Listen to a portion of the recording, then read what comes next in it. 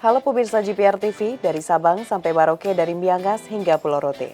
Bertemu lagi bersama saya Mona Zaninisa dalam program Kominfo Newsroom.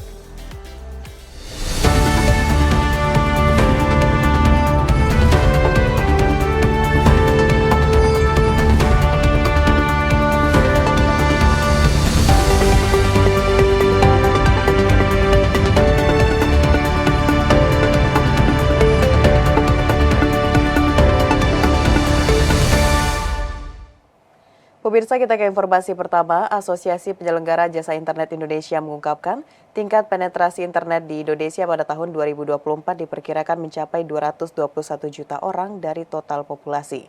Jumlah ini naik 1,5% dari survei periode 2023 sebesar 78,1% atau sekitar 215 juta jiwa penduduk Indonesia.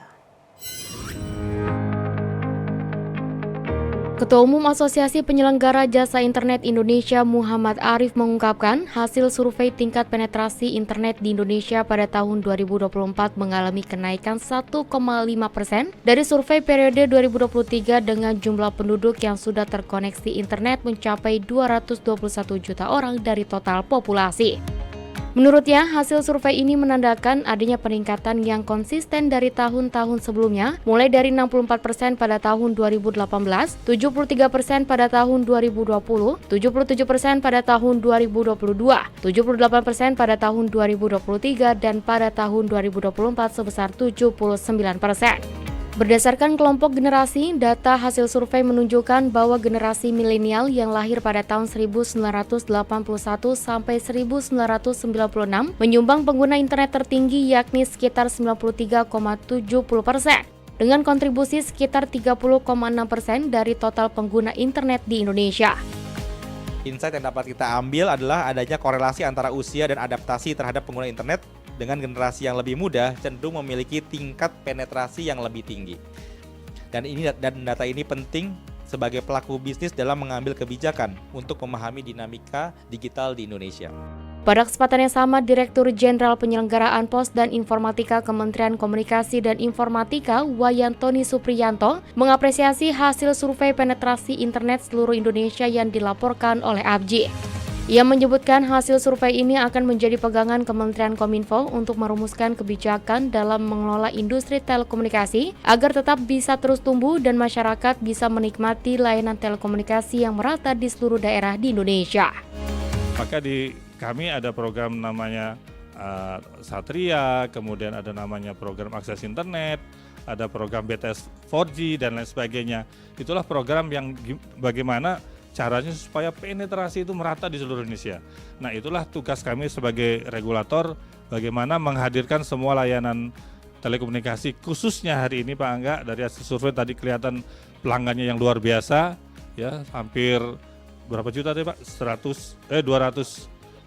221 juta pelanggan. Itu adalah bagaimana kita menghadirkan infrastruktur layanan telekomunikasi khususnya internet ada di seluruh Indonesia.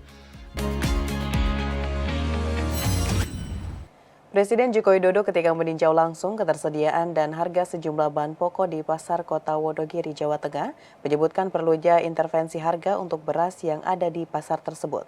Sementara untuk harga sejumlah bahan pokok di pasar tersebut masih dalam kondisi baik. Presiden Joko Widodo pada Kamis 1 Februari 2024 meninjau langsung ketersediaan dan harga sejumlah bahan pokok di Pasar Kota Wonogiri, Jawa Tengah. Presiden menyebutkan harga sejumlah bahan pokok di pasar tersebut masih dalam kondisi baik, seperti bawang merah dengan harga bagus Rp25.000 dan cabai Rp35.000. Terkait dengan harga beras yang masih tinggi, Presiden mengatakan telah menginstruksikan ke Bulog untuk menggelontorkan beras stabilisasi pasokan harga pangan SPHP di Pasar Kota Wonogiri. Namun hingga saat ini stok ketersediaan beras masih dalam kondisi yang aman, maka yang diperlukan adalah intervensi untuk harga. Dalam kesempatan tersebut, Presiden Jokowi juga memberikan bantuan modal kerja kepada sejumlah pedagang. Harga-harga baik, nah lihat tadi bawang merah, harga bagus 25, kemudian apa tadi? Oh cabenya 35, berarti dulu kan sampai 100, sekarang udah 35. Kemudian yang agak naik memang beras. Tapi saya sudah sampaikan ke Bulog untuk SPHP-nya di drop di pasar kota Wonogiri. Ya, nah itu.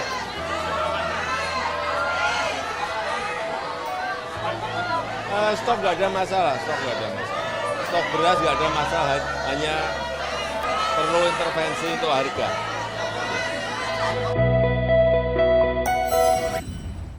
Menteri Perdagangan Republik Indonesia Zulkifli Hasan meletakkan batu pertama sebagai simbol revitalisasi pasar tematik wisata Cheng Ho di Kabupaten Pasuruan. Zulkifli menargetkan pembangunan revitalisasi akan selesai pada September mendatang.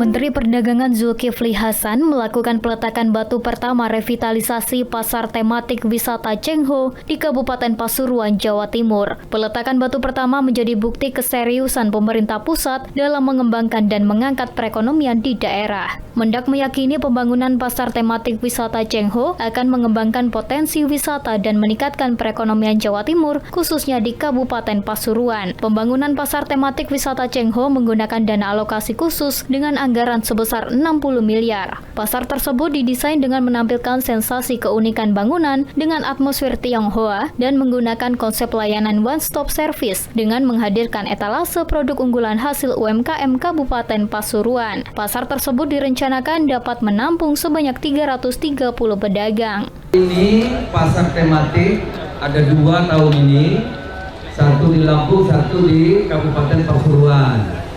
Ya, ini memadukan ke pasar ya, tetapi sekaligus untuk pengembangan pariwisata. Dan di sini terpilih Masjid Cheng Ho yang nanti dibangun pasar, ada masjidnya, ada tempat budayanya, ada tempat istirahat dan pertunjukan wisatanya. Dengan begitu diharapkan nanti di sini menjadi tujuan wisata, banyak orang datang, ekonomi tumbuh. Program revitalisasi pasar tematik wisata Cheng Ho tidak hanya akan meningkatkan omset pedagang saja, melainkan juga akan menjadi daya tarik tersendiri bagi pengembangan potensi wisata di Kabupaten Pasuruan. Zulkifli menargetkan pembangunan revitalisasi tersebut akan rampung sesuai waktu yang telah ditentukan, yakni pada September 2024. Menteri Perdagangan Zulkifli Hasan menyebutkan keberadaan pedagang pasar tradisional menjadi salah satu fondasi ekonomi dalam negeri. Hal tersebut disampaikan Zulkifli dalam pertemuannya dengan para pedagang pasar tradisional di Solo, Jawa Tengah. Pada pertemuannya dengan pedagang pasar tradisional di Solo, Jawa Tengah, Menteri Perdagangan Zulkifli Hasan memaparkan pada tahun 2023 angka inflasi di Indonesia tercatat 2,61%. Angka ini lebih rendah dibandingkan dengan tahun sebelumnya yang mencapai 5,5%. Zulhas mengatakan terkendalinya inflasi ini merupakan salah satu peran dari pedagang pasar tradisional dan pelaku usaha mikro, kecil, dan menengah. Oleh karena itu, pada pemerintahan Presiden Joko Widodo, perhatian besar diberikan kepada pedagang pasar tradisional dan pelaku UMKM termasuk dalam memberikan tempat berjualan yang nyaman, salah satunya dengan merevitalisasi 5.400 pasar tradisional. Oh ya tentu, kita pemerintahan Pak Jokowi sudah merevitalisasi 5.400. Tentu Indonesia negara besar, ada yang terbakar, ada yang terus kita akan perbaiki. Ya. Tapi yang sudah aja 5.400. Mendak Zulhas pun mendorong para pedagang pasar untuk beradaptasi dengan kemajuan teknologi dan dapat menerapkan digitalisasi dalam usahanya melalui berjualan secara daring selain luring. Pemirsa, usai jeda pariwara, kami akan kembali dengan informasi lainnya. Tetaplah bersama Kominfo Newsroom.